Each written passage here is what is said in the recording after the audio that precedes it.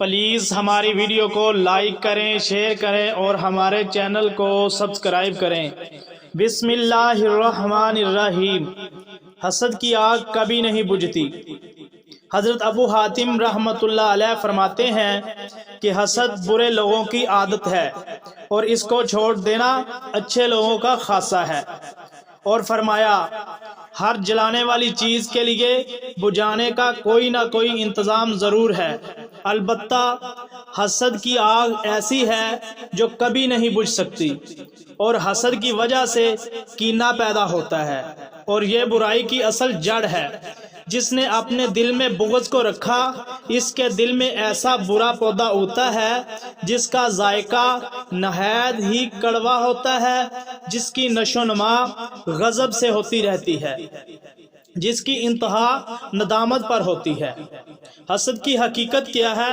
حسد ایک ایسی چیز کا نام ہے جس کی ابتدا دوسرے کے پاس نعمت کے زوال کی تمنا سے ہوتی ہے۔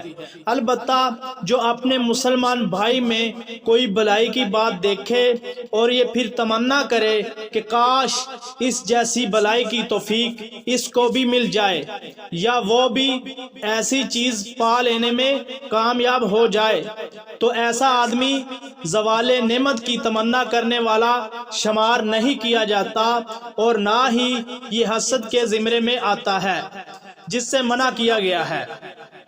ایک بات قابل توجہ ضرور ہے کہ حسد تو ایسی بیماری ہے کہ اس سے بہت کم ہی کوئی بچ پاتا ہے، البتہ اس سے چھٹکارا پانا بہت ضروری ہے۔ جو لوگ اللہ تعالیٰ کی نعمت کی عظمت سامنے رکھتے ہیں وہ محفوظ رہتے ہیں۔ اللہ تعالیٰ جب بھی اپنی نعمت کسی کو عطا کرتے ہیں تو حسد کرنے والے اس سے برے بدلے کی تمنا کرتے رہتے ہیں۔ حاسدین سے بچنے کا طریقہ۔ حسد کرنے والے سے بچنے کے لیے مؤثر ترین طریقہ یہ ہے کہ اس سے حد الوسع دور رہا جائے، اس لیے کہ جب تک اس کے قریب رہے گا اس کے حسد میں اضافہ ہوتا رہے گا، اور وہ اللہ تعالیٰ سے بدگمانی کرتا رہے گا، جس سے اس کے حسد میں اضافہ ہی ہوگا۔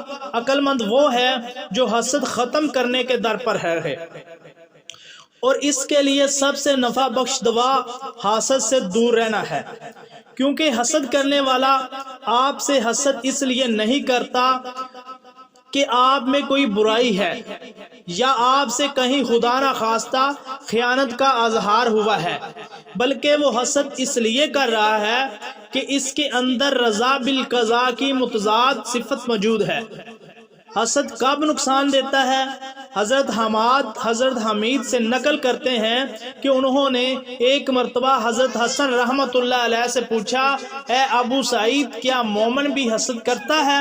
انہوں نے کہا، کیا تم حضرت یعقوب علیہ السلام کے واقعے کو بھول گئے ہو جب ان کے بیٹوں نے حضرت یوسف علیہ السلام سے حسد کیا تھا؟ البتہ یہ طریقہ کار مفید ہے کہ حسد کو چھپا کر رکھو، اس سے تمہیں کوئی نقصان نہیں ہوگا، البتہ جب یہ دل سے تجاوز کرتے ہوئے تمہاری زبان پر آئے گا اور پھر تمہارے ہاتھ وہ کام کر گزریں گے تو پھر سخت نقصان ہوگا۔ اس کیفیت سے بچتے رہنا ضروری ہے۔ پلیز اگر ہماری یہ ویڈیو آپ کو اچھی لگے پلیز لائک کریں، شیئر کریں اور ہمارے چینل کو سبسکرائب کریں۔ جزاک اللہ۔